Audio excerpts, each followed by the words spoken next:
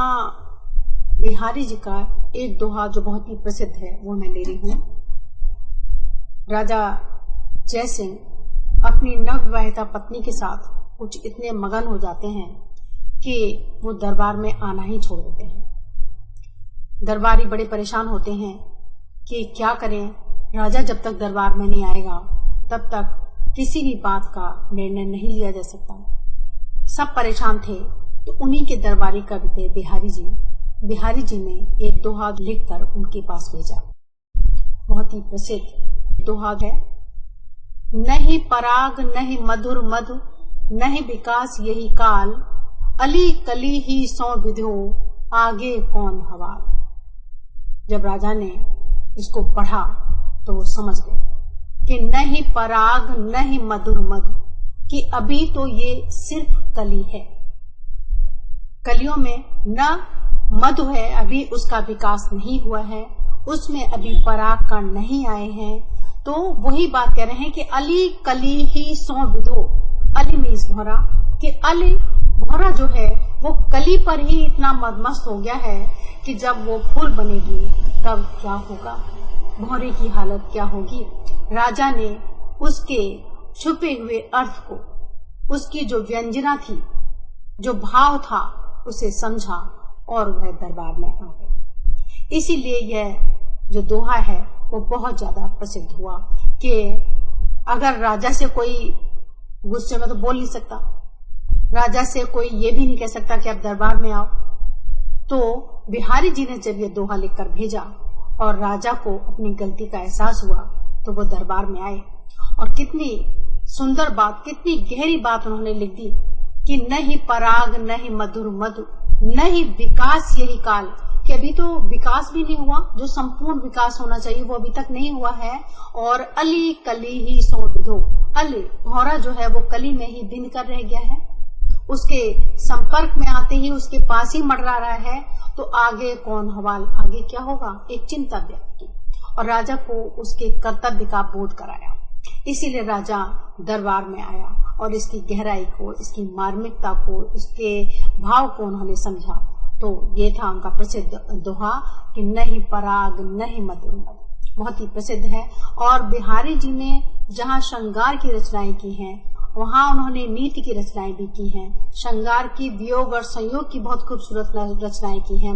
उन्होंने यहाँ पर राजा को उसके कर्तव्य का बोध कराया। इसी तरीके से एक दोहा और बहुत प्रसिद्ध है जो उन्हें ये दिखाता है कि राजा को क्या करना चाहिए। जैसे तुलसीदास जी ने कहा कि जा सो राज प्रिय प्रजा दुखारी, सो नप अवश्य नरक अधिकारी, कि जिसके राज्य में प्रजा दुखी हो वह राजा नरगामी बनता है, क्योंकि प्रजा की सुरक्षा करना, उसका ध्यान देना उसका प्रथम कर्तव्य है। कुछ इसी भाव यहाँ पर हमें बिहारी जी के इस दोहे में मिलता है। दुसह दुराज प्रजान को, क्यों न बढ़े दुख द्वंद, अधिक अंधेरो जग करे, मिले मावस रवि चंद्र। कि अगर दुस्सह है दुराज, अगर राजा बुरा है, अत्याचारी है, प्रजा का ध्यान नहीं रखता, तो इससे क्या होता है कि प्रजा का जो दुख है वो बहुत ज्यादा बढ़ जाता है। बहुत सुंदर एग्जाम्पल दी कि जिस तरीके से अमावस्या के दिन सूर्य और चंद्रमा मिलकर अधिक अंधेरो जग करे, संसार में और ज्यादा अंधेरे को कर देते हैं।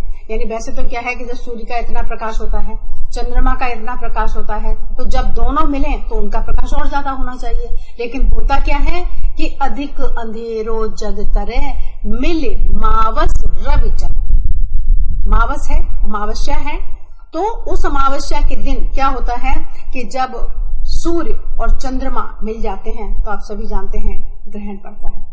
सूर्य ग्रहण को होता है, पूर्णमासी के दिन चंद्र ग्रहण होता है, अमावस्या के दिन सूर्य ग्रहण होता है। तो जब ग्रहण पड़ता है तो क्या होता है, सूर्य और चंद्रमा एक ही लाइन में आ जाते हैं, एक ही स्थिति में आ जाते हैं, इसीलिए वो सूर्य का प्रकाश पृथ्वी तक नहीं पहुंच पाता। तो कितनी सुंदर रचना की, कितनी भाव, एक ऐसी बात की कि जब चंद्रमा का इतना प्रकाश है, सूर्य का इतना प्रकाश है, तो दोनों के मिलने पर बहुत प्रकाश होना चाहिए। लेकिन हो क्या जाता है, उल्टा हो जाता है कि जब सूर्य और चंद्रमा पृथ्वी के बीच में आ जाते हैं तो क्या हो जाता है, अंधेरा, अधिक अंधेरो जग करे। और ज्यादा अंधेरा हो जाता है। तो यहाँ क्या बताना चाह रहे हैं कि राजा कैसा हो, अगर वो राजा प्रजा का ध्यान रखने वाला नहीं है, वो दुराग्रही है, अपनी ही मनमर्जी करता है, हठ धर्मिता करता है, प्रजा का ध्यान नहीं रखता है, तो वो जब अत्याचारी होगा तो उसके जो मंत्री हैं, उसके जो शासक हैं, उसके जो प्रजा पालक लोग हैं, जो प्रजा का ध्यान रखने वाले हैं, वो और भी ज्यादा अत्याचारी हो जाएंगे। और दोनों के मिलने से क्या होगा कि प्रजा के कष्टों का अंत नहीं होगा, प्रजा और ज्यादा परेशान हो जाएगी, क्योंकि उस पर फिर शासन करने वाले एक नहीं अनेक हो जाएंगे। जब राजा ध्यान रखता है तो अन्य लोग भी ध्यान रखते हैं, क्योंकि उनको पता है कि हम इसके लिए राजा के प्रति जवाबदेही हैं। लेकिन जब राजा ही अत्याचारी हो तो शासक और ज्यादा अत्याचारी हो जाते हैं। ये सच बात है कि जहां पर शासक थोड़ा ढीला होगा, शासक अगर प्रजा का ध्यान नहीं रखेगा या अपने कर्तव्य का ध्यान नहीं रखेगा, तो बाकी लोग भी ध्यान नहीं रखेंगे। ये निश्चित बात है, व्यवहारिक बात है। और इस बात को यहाँ पर बिहारी जी ने बहुत सुंदर तरीके से कहा और बताया कि जो राजा है वो प्रजा का कैसे ध्यान रखे, ऐसा न करे कि दुराग्रही बन जाए, दुराचारी बन जाए और इस तरीके से प्रजा का जो कष्ट है वो और ज्यादा बढ़ता चला जाए। तो बिहारी जी ने भक्ति पर, नीति पर, श्रृंगार पर, संयोग और वियोग दोनों पर ही उन्होंने बहुत सुंदर रचनाएं की हैं। तो बिहारी जी की और एक रचना ले लेते हैं। बड़ी सुंदर किशोरावस्था का चित्रण किया है। यहाँ पर उन्होंने छुट्टी न शिशुता की झलक, झलक पर्यो जौबन अंग, दीपत देह धून मिल, दीपत ताकत रंग, मिली गई न बचपन की भी झलक नहीं गई है। यानी किशोरावस्था यौवन में प्रवेश करने वाली नायिका का सुंदर चित्रण है कि उस पर अभी पूर्ण यौवन नहीं है, उसमें उसके चेहरे पर, उसके हाव भावों पर, उसकी अभिव्यक्ति पर अभी क्या है, शिशुता की झलक, उस पर अभी बचपन की झलक दिखाई देती है। और जब बचपन की दिखाई देती हो संधिकाल को, तो वह संधिकाल ज्यादा सुकून देने वाला होता है, ज्यादा सुंदर होता है।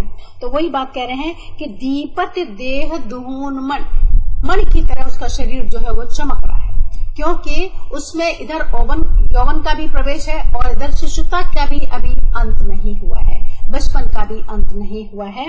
और कैसे है, दीपत ताफता रंग, और दीपत ताफता रंग, उसका रंग जो है वो एक प्रज्वलित लौ की तरह चमकता हुआ प्रतीत होता है।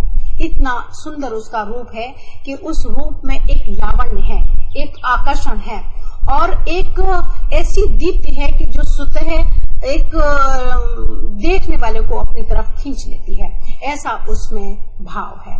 और क्यों है ये, क्योंकि ये संधि काल है। किसका संधि, कि ना तो अभी बचपन गया है और ना पूर्णतः यौवन आया है। तो उन्होंने बड़ा मार्मिक बहुत सुंदर चित्रण किया है और ऐसा चित्रण जो सहज ही आकर्षित कर लेता है।